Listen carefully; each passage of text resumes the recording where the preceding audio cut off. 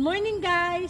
Andito po tayo ngayon sa Bella Vista, one of the best subdivision ni Dolmar.